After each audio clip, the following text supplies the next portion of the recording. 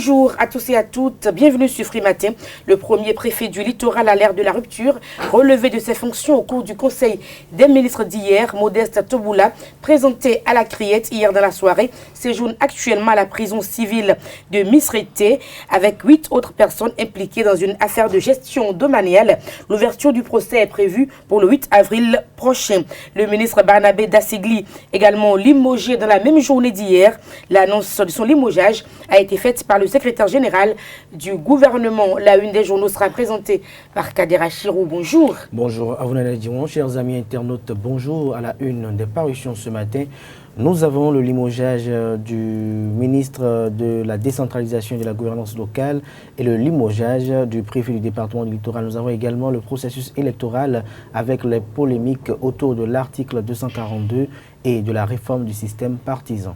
Dans les sports, nous reviendrons sur les résultats des matchs en retard de la Ligue 2 disputés ce mercredi. À Glazoué, Delta FC était face à Real de Paracou. Et puis à Savalou, à Kanké était face à JSA. Le bulletin matinal d'information avec Carles Kitomé dans quelques instants. Bonjour. Bonjour Nadège. Le conseil des ministres de ce mercredi et l'imminence de la présidentielle sénégalaise du 24 février prochain sont au menu de ce petit déjeuner informatif. L'horoscope du jour et quelques informations pêle-mêle pour meubler cette émission. Bienvenue. Bonjour, voici la une des journaux. Bonjour à nouveau, chers amis internautes. Nous démarrons par l'événement précis qui titre ce matin en manchette. Opération frauduleuse sur le domaine de l'État. Toboula et Dassigli mêlés à un scandale. Talon frappe fort et les limoges. Des précisions aux pages 4, 5 et 6 de la parution du jour de l'événement précis. Le Canard note néanmoins en manchette que l'ancien président Nicéphore Dieudonné Soglo félicite le chef de l'État pour son acte. Nous restons avec l'événement précis, supposé achat des cartes d'électeurs par les partis de la mouvance présidentielle. Le député Robert Guyan dément les accusations de l'opposition. Le bloc de la majorité parlementaire a voté des lois urgentes et nécessaires pour accompagner le programme d'action du gouvernement, a-t-il laissé entendre auprès des confrères de l'événement précis. Des détails sur cette interview dans les colonnes de la parution du jour de l'événement précis. L'opinion aujourd'hui, affaire d'opérations transactionnelles sur le domaine public. Talon et Wadaï sauvent le patrimoine foncier de l'État. Des précisions à la page 3 de la parution du jour du quotidien. Mercredi noir pour les hommes forts de la rupture tombés sous les balles domaniales. Toboula déposé en prison. Dassigli tombe étouffé parce qu'il a toujours mangé. Il entre au gouvernement par le portail et en sort par la cheminée sous le regard triomphant de Khoudé. Titre. Le Béninois libéré ce jour en manchette. Des précisions à la page 3 de sa parution du jour. Obtention du certificat de conformité. Gros nuage sur les SCBE. Titre. Le Béninois libéré ce matin à la une. Le Canard du Nord. Trempé dans un sale dossier de vente de domaine public, Modeste Toboula écroué à la prison de Misrété avec 8 co-accusés. Barnabé Dassigli éjecté et du gouvernement. Notre temps, le label, délestage aux coupures intempestives du courant des reptiles comme bouc émissaire. Le directeur général de la SBE, Laurent Tossou, à bout de ses capacités. Le chef de l'État doit en tirer les conséquences. Martel, le confrère, note le label. Matin libre ce matin, lutte contre l'impunité. Ça bouffe déjà le disque, s'exclame le confrère. Dassigli et Toboula emporté. Ce qui s'est réellement passé, l'histoire donne raison à Soglo. Comment le ministre de l'économie et des finances a aidé à élucider l'affaire. Tout ceci dans les colonnes de la parution du jour de Matin libre, précisément aux pages 2 et 3 de sa parution du jour. Le télégramme, dossier vente illégale du domaine public. Toboula et 8 autres complices déposés à la prison civile de Misrété. Des précisions aux pages 6, 7 et 8 de la parution du jour de Le Télégramme. Nous restons avec Le Télégramme. Rançonnement à l'aéroport international Bernardin Gantin de Cotonou. Le commissaire Atchou et son adjoint relevés de leurs fonctions. Les raisons, pour plus de précision, à la page 3 de la parution du jour de Le Télégramme. Supposé garde à vue du président de l'ordre des géomètres espère une pure intox, s'exclame Le Télégramme. Le quotidien Nokoué, affaire Toboula. Le Canard vous propose dans les colonnes de sa parution du jour comment Romuald de Wadaï a sauvé le domaine public. Le grand jury pour faux et usage de faux en gestion domaniale, Talon Ballet Dassigli et Toboula. Nous passons au quotidien La Nation. concussions et mauvaises pratiques tous azimuts. Le phénomène est-il réversible au Bénin, s'interroge le Canard. Plus de précisions à travers une analyse signée de Paul Amoussou dans les colonnes de la parution du jour du quotidien national d'information.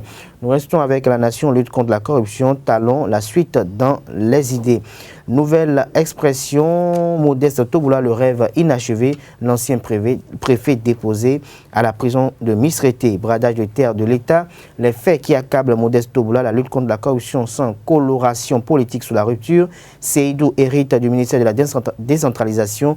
Kodia récupère le littoral, précise nouvelle expression ce jour en deuxième titre à la une. Dynamisme Info, limogeage du ministre d'Asséglé du très zélé préfet, traceur de ligne rouge Toboula, la preuve que Talon n'a pas d'amis dans la lutte contre l'impunité. Léa Dissoglo et les victimes des déguerpissements vont s'en réjouir. Alassane Seydou et Jean-Claude Kodia désignés respectivement comme intérimaire. Fraternité, dossier bradage d'un domaine public à Fillon 1, d'Asséglé Toboula limogé, l'ex-préfet du littoral et 6 mises en cause écrouées à la prison civile d'Apo Misrété. Lutte contre la corruption, coup de balai à l'aéroport international Cardinal Bernardin Grantin de Cotonou. Le personnel policier traduit en conseil de discipline pour rançonnement des radiations en vue, précise Fraternité.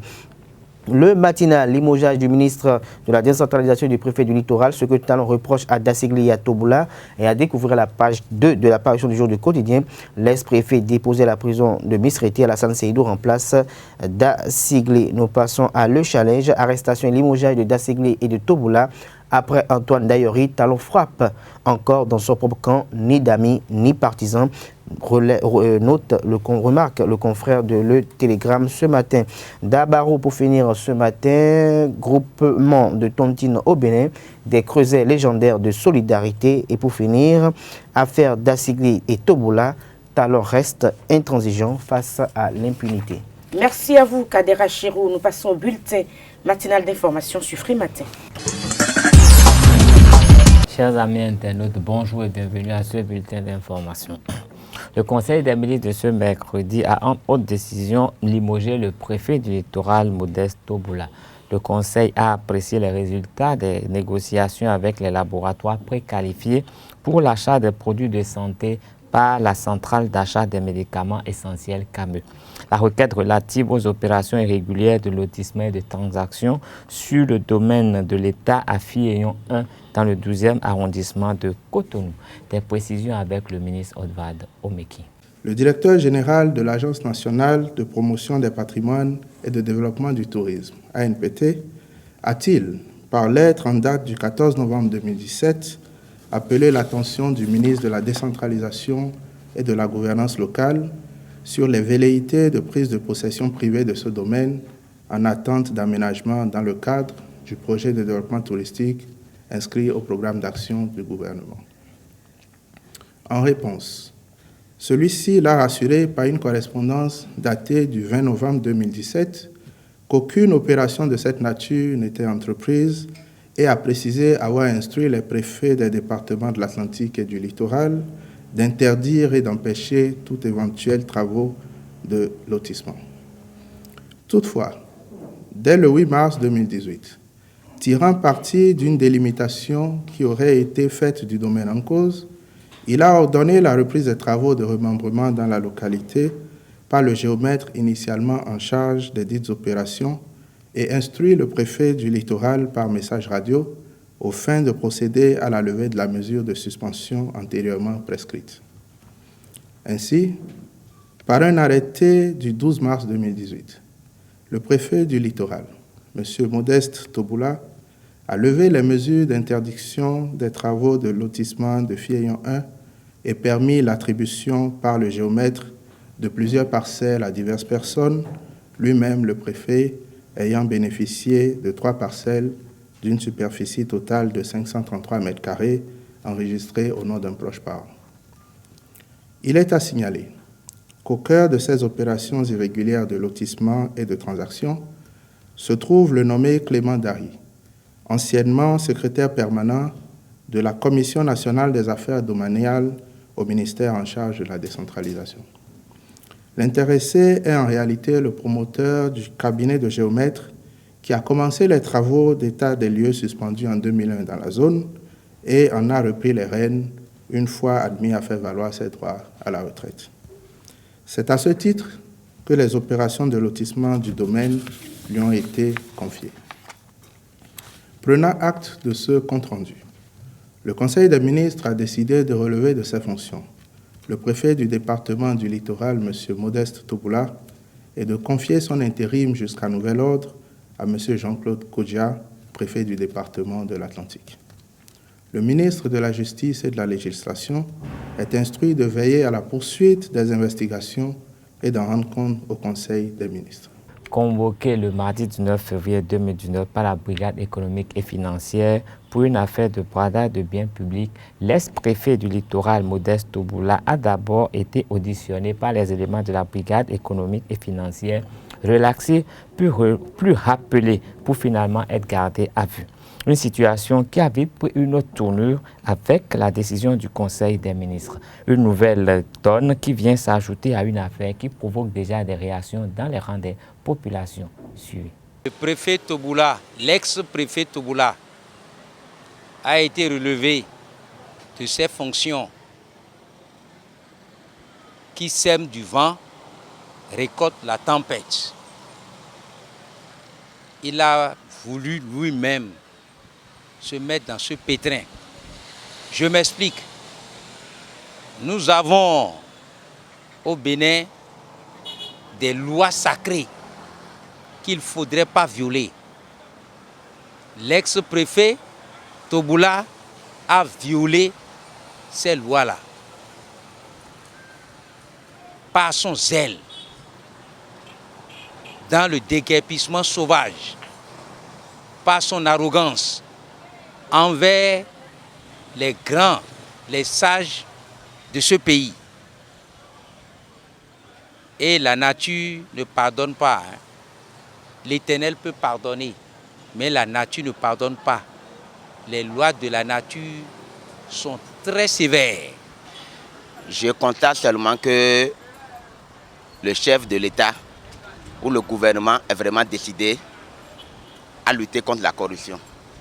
Et que les mauvaises langues qui disaient avant que cette lutte contre la corruption c'était une lutte sélective, je crois que ceux-là maintenant là peuvent ravaler leur langue et comprendre que en fait ce qui se faisait avant, ce n'était pas une lutte sélective. La lutte, elle est une lutte pour tout le monde. Et que quiconque se met, comment appelle-t-on, au travers des lois de la République, sera sanctionné. Et donc, M. Toboula, sûrement qu'il a agi, il a posé des actes qui sont contraires à l'orthodoxie financière, aux règles de la République. Et donc, il a été interpellé. Et donc, je crois qu'on va seulement encourager le chef de l'État ou bien le gouvernement à continuer dans cette lancée et que toutes les institutions jouent correctement leur rôle, que ce soit la justice et puis tous les autres. Toboula, c'est un être humain, il est imparfait et il a droit à commettre des erreurs. Parce que nul ne peut jamais être zélé sans avoir de faute. Il s'est montré zélé dans les mois passés, dans les années passées. Aujourd'hui, maintenant, ce qu'il reprochait aux autres est arrivé à lui-même. Parce que dans cette vie, il faut savoir faire ce qui a été commandé. Parce que si on te commande quelque chose, il faut le faire modérément, en savoir que demain, l'histoire peut te rattraper. Vous voyez, Toboula, c'est un jeune. C'est un jeune et il a été nommé à un poste dont la jeunesse est contente. Mais il a mal géré ce poste et maintenant, là, il a été contraint par la politique. Donc c'est la politique. Il a fait le jeu de la politique, il n'a pas joué le rôle d'un préfet. Vous voyez? Donc, il a eu affaire avec la justice. La justice est à la solde de qui? La justice est à la solde du commanditaire de Toboula. Peut-être c'est un dossier. C'est une ouverture de ce qu'il a amené vers la BEF. Parce que sans rien, il n'a rien. Donc c'est marié à affaire domaniale, bien domaine public, qui a été concerné. Donc il peut aller répondre à ses actes. S'il en est capable de quelque chose, il va aller se répondre devant la justice. Précisons que le Conseil des ministres a procédé au remplacement de l'ex-préfet du littoral. L'actuel préfet de l'Atlantique, Jean-Claude Kodia, assume depuis hier l'intérim du département du littoral. Pour finir avec la situation du préfet Toboula, rappelons que présenté à la Cour de répression des infractions économiques et du terrorisme CRIET, l'ex-préfet du littoral Modeste Toboula et 8 autres personnes ont été déposées à la prison civile de Missérété en attendant leur procès. La gestion des semences fait objet de polémique au Bénin depuis que le gouvernement a introduit en 2017 un projet de loi relatif à l'entrée du Bénin à l'UPOP. La société civile a organisé plusieurs manifestations dans le but de freiner le vote de cette loi, le temps que le Bénin se prépare pour une entrée constructive, comme c'est déjà le cas de plusieurs nations. Le secrétaire permanent de la synergie paysanne, Bertrand Yekwenou, relève les enjeux de l'UPOP au micro de nos reporters. On était au Parlement juste pour protester contre le vote de l'adhésion du Bénin à l'UPOV. L'UPOV qui est l'Union internationale pour la protection des obtentions végétales. C'est une convention dont la dernière version a été révisée en 1991 à Genève. Le Bénin, depuis février 2017, le Conseil des ministres du 1er février a introduit à l'Assemblée la demande d'adhésion du Bénin à l'UPOV. Si les députés votaient cette loi, c'est que le Bénin est d'office membre de l'UPOV et les conséquences sont très graves. C'est pour ça qu'on a manifesté. En termes de conséquences, je vais vous dire que si le Bénin va à l'UPOV, c'est que le paysan aujourd'hui, de façon terre à terre, ne peut plus prendre la semence qu'il a l'habitude d'utiliser et dans son grenier et semer. Non. Les obtenteurs, par exemple, si quelqu'un devient obtenteur du maïs, c'est que le paysan qui veut semer le maïs doit aller acheter la semence du maïs. Et chaque année, chaque saison, il veut semer, il est obligé d'aller acheter. Alors que le paysan aujourd'hui a l'habitude de chercher la semence dans son champ et de ressemer la saison qui suit. Avec l'obtention, on ne peut plus avoir ça. Avec l'UPOV, c'est impossible pour le paysan. L'UPOV aussi, même celui qui fait akassa au bord de la voie, qui transforme le maïs en akassa au bord de la voie, ne peut plus, si c'est pour des fins commerciales, ne peut plus vendre son akassa si celui-là n'a pas payé le droit à l'obtenteur d'avoir l'autorisation de transformer son maïs là, en akassa et de vendre. Donc c'est très contraignant et en Afrique, c'est seulement 5 pays qui ont adhéré à l'UPOV. Et c'est l'OAPI qui est l'Organisation africaine pour la propriété intellectuelle. C'est l'OAPI qui a adhéré et que le Bénin étant parmi les 17 membres de l'OAPI se dit que lui aussi, pour se conformer, doit adhérer. Alors que les pays qui ont adhéré à l'UPOV, avant d'adhérer, la France par exemple, pour la version 1991 de l'UPOV, la France a attendu près de 20 années d'abord avant d'adhérer. Et pourquoi? Parce qu'il fallait protéger les semences que la nourriture des populations. Et c'est ce que nous on a demandé au gouvernement, au ministère de l'Agriculture, avant qu'on aille de manière précipitée à l'UPOV, il faut qu'on prenne des dispositions pour protéger ce que nous mangeons. Les semences de tout ce que nous mangeons là, qu'on les protège d'abord avant d'aller à l'UPOV. Parce que quand la France l'a fait, après, ce n'est que des fleurs que les obtenteurs ont breveté. Parce que c'est une manière d'avoir le brevet sur du vivant, ce que nous mangeons. Et c'est ça la lutte des paysans aujourd'hui. Au Nigeria, après le report de la présidentielle du 16 février, les spéculations vont bon train. L'opposition soupçonne un plan de fraude organisé par la commission électorale. Les propos du président Mahamadou Buhari font polémique et plusieurs observateurs estiment que le report qui intervient à 6 heures de l'ouverture des bureaux de vote est une honte nationale.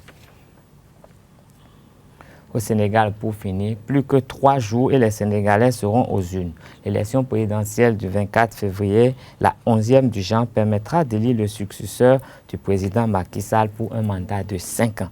Selon les sondages, le président sortant serait crédité de la majorité des intentions de vote. Ce serait tout pour ce bulletin d'information. Merci de rester fidèle au programme de ESAE TV. Merci à vous. Carles Kitomé, la grande édition est prévue pour 19 h. Il faut préciser qu'Alassane Seydou assure l'intérim du ministre Barnabé Dassigli. Barnabé Dassigli, donc, qui va passer service ce matin même du côté du ministère de la décentralisation. Le débat sur Frimatin. Le débat sur Frimatin, Modeste Toboula et 8 autres personnes séjournent donc du côté, donc à la prison de Misrete. Carles Kitomé, l'information est très vite passée hier, ça s'est vraiment confirmé. Il a été présenté à la criette et puis tout est allé vite. Il se retrouve à Misrete en attendant donc l'ouverture du procès prévue pour le 8 avril.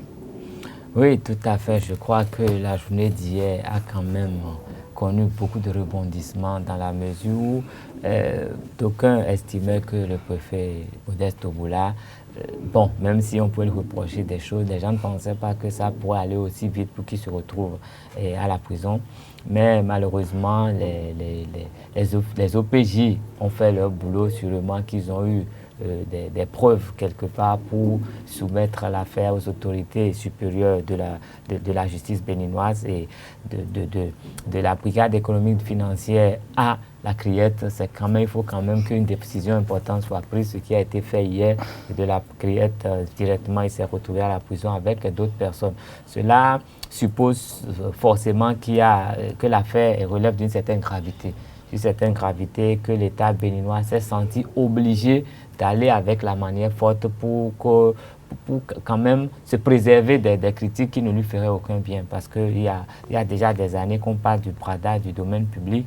Et on a toujours Il fallait envoyer un signal fort quand même. Oui, on a toujours cherché un moyen pour freiner cela. Même jusqu'aux États-Unis, le domaine de l'ambassade avait connu des problèmes de bradage à un moment donné. Donc c'est quand même un phénomène récurrent. Et aujourd'hui, avec le projet de la route des pêches qui fait qu'il y a beaucoup d'aménagements du côté de Fidjurosset, de Filleyon jusqu'à Togouin là-bas, il y a eu des grincements dedans parce que des gens ont perdu leur propriété, des gens n'ont pas vite libéré l'espace et puis avec l'aide du préfet Toboula, l'espace a été libéré, les gens n'ont pas été du tout contents et aujourd'hui on apprend que c'est dans cet espace que des transactions auraient été faites de façon peu orthodoxe et qui envoie le préfet en prison. Ça fait quand même un peu deux poids, deux mesures. Je crois que le président Talon et le gouvernement ont eu raison d'abord de limoger tous ceux qui ont été énormément cités dans cette affaire et maintenant de confier la gestion de cette affaire à la justice. C'est vraiment un signal fort, il faut le noter. Et je crois que ça fera réfléchir tous les cadres béninois qui ont à leur charge la gestion du bien public et qui peuvent prendre des décisions qui vont impacter négativement la vie des autres Béninois. Donc, si on écoute un peu ce que les gens ont dit, les populations ont dit, en fait, on dénote quand même que c'est comme si c'était un coup du sort. Mais un coup du sort, quand on fait appliquer la loi, quand on est dans la rigueur, l'essai de la rigueur, ben, en fait, je me dis quand même que Toboula était, à un moment donné, a bien fait son travail. Il avait reçu des consignes, il fallait déguerpir. Il avait beaucoup de bien aux Béninois parce que qu'on le veuille ou non, les espaces ont été libérés. Aujourd'hui, c'est une autre affaire. Si on le limoge de son poste, c'est pour une affaire de gestion de manière. Ça me choque que les populations puissent quand même lier ça à un mauvais sort. L'amalgame, il paye pour ce qu'il a fait. Le Tolegba de Saint-Michel qui aurait tu parles de Saint-Michel. De Godomé de Saint-Michel n'a pas encore pris feu.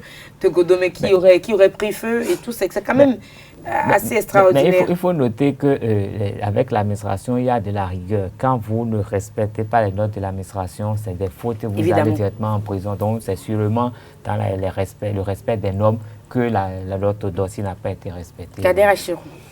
Non, je crois que ce qui s'est passé hier était peut-être attendu depuis quelques jours ou quelques semaines, depuis que le ministre de l'économie et des finances, alerté par ses informateurs de ce qu'il y avait une opération de bradage d'un domaine public de l'État, a saisi l'Agence nationale du domaine du foncier à l'effet de pouvoir se rapprocher de l'ex-brigade économique et financière de la Direction des affaires économiques et financières pour savoir véritablement ce qui se passait.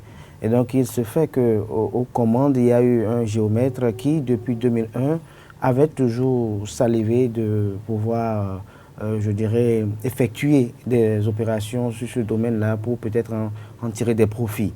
en 2005, à l'époque du général Mathieu Kérékou, il y avait eu quand même un décret qui avait été pris pour déclarer que le lieu serait d'utilité touristique. Mais il s'est fait que à l'avenir, après ces prises de fonction, puisque n'oublions pas que le géomètre en question a eu à occuper des fonctions au sein de l'administration publique, et donc une fois à la retraite, il a fait jouer toutes ces relations pour essayer un peu d'influencer l'entourage du ministre Dassigli, qui a essayé de relever cette interdiction qui était en œuvre. Et donc à cet effet, il y a le préfet qui a pris également, je dirais, une note également pour pouvoir autoriser les activités. Mais ce qui est reproché au préfet, si le ministre lui a reproché le fait qu'il a levé une interdiction, le préfet a acquis 533 mètres carrés au nom d'un proche parent. Alors, la question ou l'inquiétude des uns et des autres, c'est de savoir, est-ce que Modeste Toboula... C'est le ministre qui a levé la mesure d'interdiction de travaux de lotissement sur le domaine de l'État? Le ministre a donné des instructions par voie radio au préfet, qui lui maintenant a sorti une note proprement dite, une correspondance proprement dite, pour pouvoir autoriser le bradage en question, mais sous son égide. C'est le préfet qui a bien levé la mesure. Tout à fait. Maintenant, il le fait sous son égide, et dans l'effectivité de l'opération, il a acquis, il est arrivé à acquérir 533 mètres carrés au nom d'un parent proche. Et on se pose la question de savoir, est-ce que les 5 millions de francs CFA, qui, à en croire certaines voix, ne sont pas encore à la hauteur des charges de la préfecture, quand on voit un peu ce qu'il doit mettre dans le renseignement, ce qu'il doit mettre dans ci et là.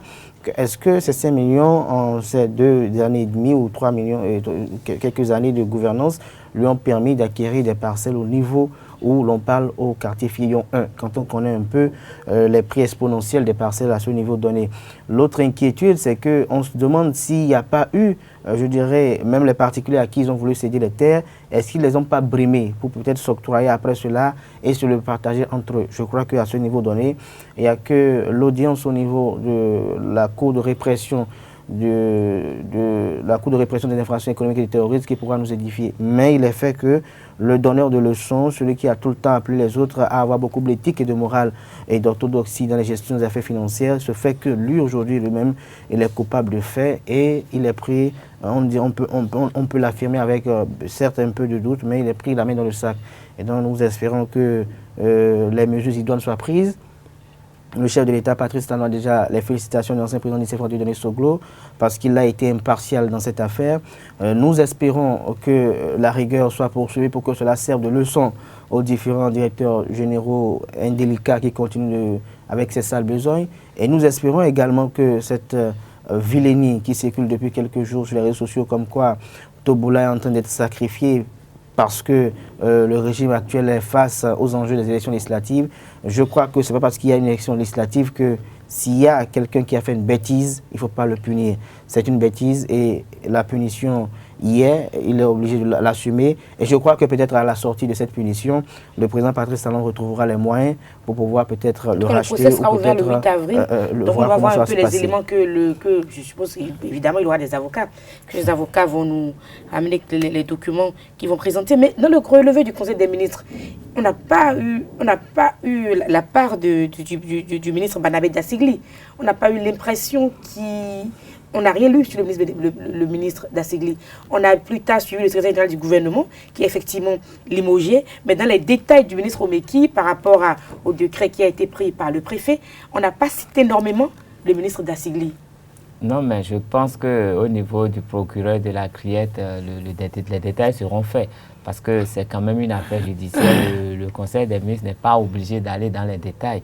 Il revient à la justice d'analyser les détails, de savoir quels les faits qui sont avérés et qui seront vraiment inscrits dans ce dossier. Donc sûrement que le 8 avril prochain, nous serons un peu plus situés par rapport au contenu de tout ce qui peut être reproché aux uns et aux autres. Kader Achirou, c'est donc Jean-Claude Kodja qui assume l'intérim du préfet actuellement du côté de la prison de Misrété. Oui, tout à fait. C'est le préfet de l'Atlantique, Jean-Claude Kodja, qui assume l'intérim de Modeste Toboula et Alassane Seydou qui assume l'intérim du ministre de la décentralisation. Et je crois que les deux qui ont été nommés ne vont peut-être pas commettre les mêmes erreurs.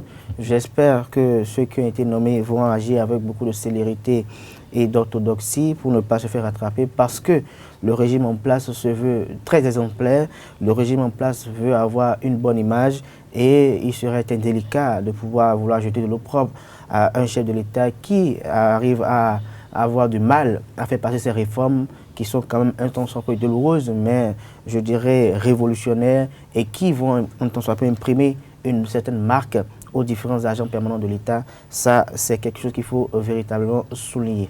Merci à vous, Kader Achirou, Kales Kitome. C'était donc le débat sur Frimatin. Nous passons au sport et à l'horoscope du jour.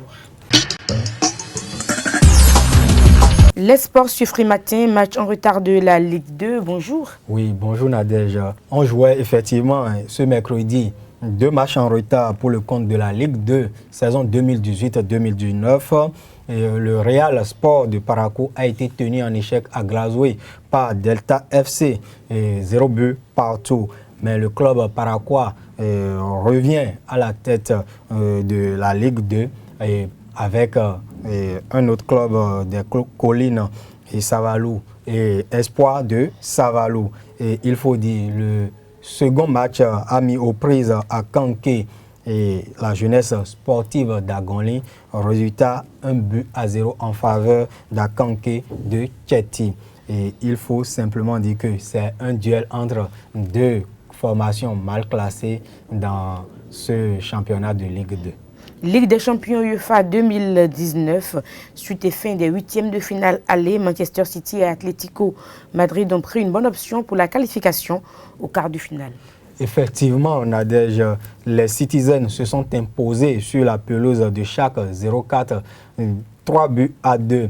Pourtant, Manchester City a été mené au score 2-1, mais grâce à 2 buts inscrits dans les derniers instants, Pep Guardiola et ses hommes ont pris le dessus sur le club allemand. Et il faut dire que l'autre affiche de ces huitièmes de finale ou de ces 2 derniers huitièmes de finale a mis aux prises Atlético de Madrid avec la Juventus de Turin de Cristiano Ronaldo. Résultat 2-0 pour les Colchoneros et à domicile.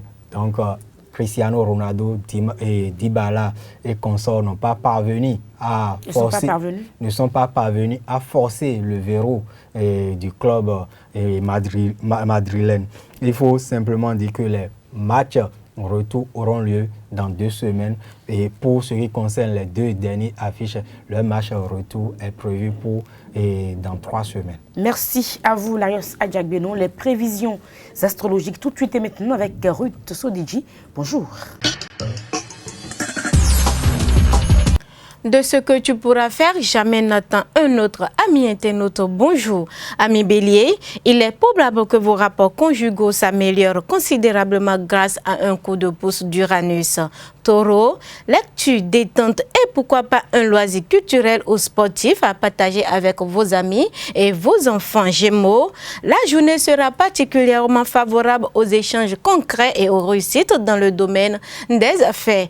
Cancer, cette journée s'annonce excellente sur le plan professionnel. Vous travaillerez d'arrache-pied et vos collaborateurs ou supérieurs n'auront que des éloges à votre égard. Lion, une petite discussion en public sur un sujet qui vous passionne constituera un pas en avant en social. Vierge, ne fascinez pas trop lorsque vous discutez d'une affaire. L'occasion ne se présentera peut-être pas longtemps de réaliser un coup de pouce. Au travail, vous serez très performant. Ami Balance, Saturne communiquera à ceux qui aiment manier l'argent et à tous les financiers une habileté particulière aujourd'hui. Vous pourrez réussir une opération financière de très grande envergure. La chance vous sourira dans vos opérations et transactions malgré la conjoncture défavorable pour certains signes au cours de cette journée. Scorpion, belle perspective professionnelle, vous aurez de la confiance à revendre et en plus, de formidables opportunités se présenteront à vous. Mars et Jupiter favoriseront votre expansion Sagittaire. Pas un instant de solitude ou de réflexion solitaire, vous serez irrésistiblement entraîné dans un tourbillon de sorties entre amis. Et les amis Capricorne, une grande prudence sera requise. Méfiez-vous des offres trop alléchantes susceptibles de vous mener au désastre. Verseau, quelques problèmes professionnels vont trouver leur solution aujourd'hui. Restez serein avec une vue très claire de votre situation. Poisson, une sortie en bonne compagnie amènera d'autres rencontres sympathiques et vous donnera un regain de bonheur. Montrez-vous d'une loyauté exemplaire. Chers amis internautes, passez une agréable journée. À demain. Ainsi se referme Free Matin de ce jour. Portez-vous bien. À demain pour notre numéro. Au revoir.